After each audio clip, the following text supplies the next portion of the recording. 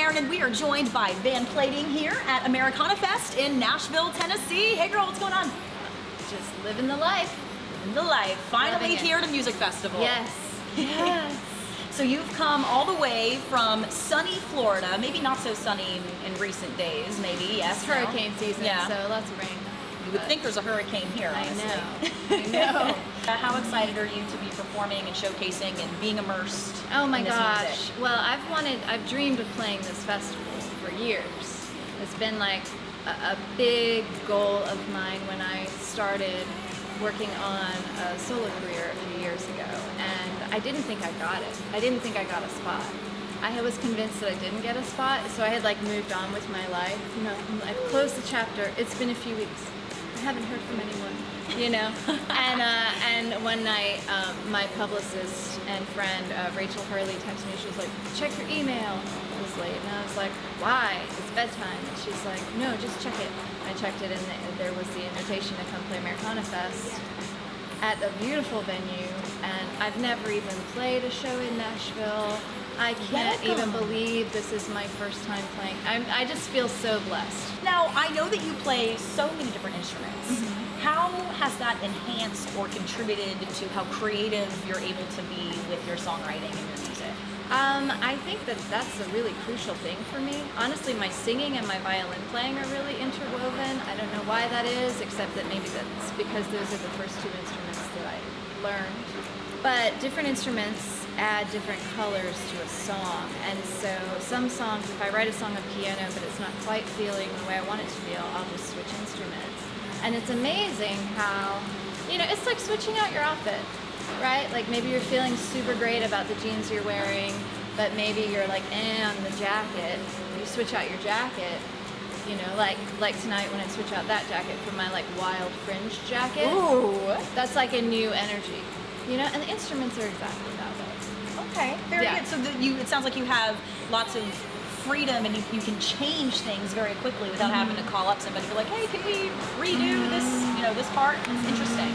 Yeah. The more I've done this, the more creative freedom I've given myself. With my first record, I had a wonderful producer named Courtney Ballard out in LA, and it was my first time doing a solo album. I was an indie rock girl back when I was a kid, basically. And took a few years off, had a bunch of babies, which you've seen my Instagram. Yes. So many of them. They're great. But after that, embarking on a solo career was a lot about like discovery and uncovering, you know, what did I want to say and all of that stuff.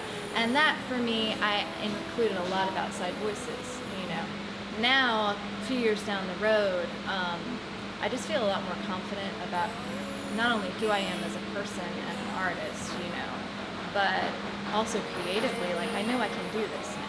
So you already hinted at it a little bit. I was going to ask you about your 90s rocker days. I am a huge fan of emo music, punk rock, pop punk music. So when I saw that about you, I was like, oh, I can't wait to talk to her about it. Yeah. Your music now is so bright and feel good in so many ways. That just seems like such a stark contrast. It is a stark contrast. I was very like jaded and existential and all those things that you are when you're like 18 and 19 and you're a musician and you just like you like sit in the coffee shop wearing your beanie and you just contemplate sadness because that's what you think being an artist is, right? Yes. And when I was really young and early college years, I played bass in an emo band. Love it. Our most rock and roll night ever, my hair got set on fire. There is nothing more rock and roll than that. And surviving it is great too, and not getting burned also, like 10-10 if you're gonna get yourself set on fire at a show. Yeah, so my drummer was behind me. This kid was totally high, and he lurked up onto the stage. I was not planning on telling this story, but here we are in the moment. I'm jamming. My hair is like down to here, dark brown. It's my natural color. You know, I've got like the early 2000s, like the shiny low-rise pants. They're coming back. They scare me. Low rise. Well, you know, because you can never escape the crack, the butt crack. Anyway, so the shiny pants, you know, and I'm wearing like a thrift store t-shirt, and I'm just in the moment singing the song, and then I feel something behind me, and all of a sudden, like, fire, and then I see from the other, so this kid was like here, where you are, but kind of behind me, I couldn't see him. the other side, I see the crew, my drummer flies over his drum set and like tackled me and put out the fire in my hair. And that was my most rock and roll experience of the early 2000s. I think that probably is anyone's Yeah. most rock and roll. And Yeah. so it wasn't just like, oh, a little singe. It was like full No, on. it was like flames. and then he was like, no, and then I was fine. It was great. I only lost like a chunk of like this much hair, which is incredible. Like, thank God for Matt Ramsland. If you're watching this, thank you for saving me. Thank you. At the Mad Hatter Club that night in Polk County. Well, entirely switching gears. Yeah. Talk about your album. November 19th is the date, the release date. It is my second full solo record that I'm putting out in the last 2 years. It's actually almost 2 years exactly to the day from the first solo album. And I'm excited about it. I co-produced this one. That was a first for me.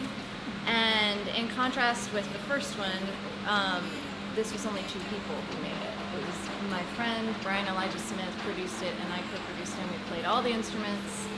I probably wrote about 50 songs last year, and then cut things down, to figure out which ones fit together to put 10 on this record.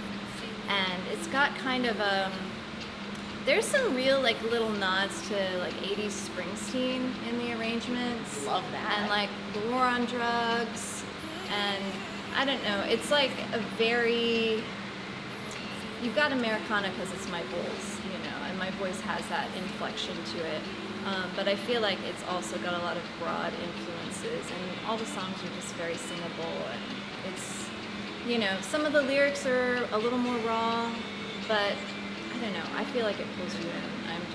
I can't wait to share these songs with everyone. Do you have a favorite on the record that you can't wait for people to hear? I do. It changes all the time. Okay, that's good. That means you like them all. All the time. It changes all the time. But my favorite right now is a song called Dirty Frame. Like upbeat Rolling Stones vibe. It's a danceable song. Like, my dream is to find someone to choreograph like a 90s style line dance to this song and do that for the music video. That's like my, if you're out there and you want to choreograph a badass, am I allowed to say badass? Yes. A badass line dance from a music video, get in touch with me. The song's called Dirty Frame, and it's one of my favorite songs I've ever written. I am determined to help you in this search. Okay. I'll have my people call your people, Okay. and I'll track somebody down. Yeah, it's gotta happen. That song, it needs to be danced, I think. Well, Van Plating, you are such a versatile artist in your sound and the instruments you play, and you are such a sunshiny person. I'm so excited that I got to sit with you today and Thank chat. you for inviting me into your space. It means a lot. Of course, well, I'd like to say this beautiful venue is my space, but our space that we've created. And this space, and the digital space, and the world. Yes. Amen. Thank you. Thank you so much.